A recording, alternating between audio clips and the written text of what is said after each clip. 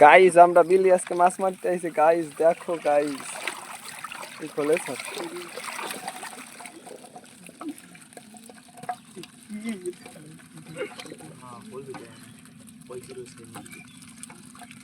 সাইয়ে নিয়ে ওই বাড়িতে মারে জিনিস নিয়ে যাবেন চটার তলে থাকবো লাফাই যাও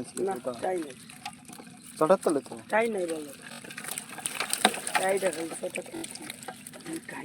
কি आहे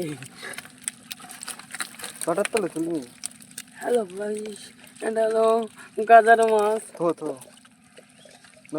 নগো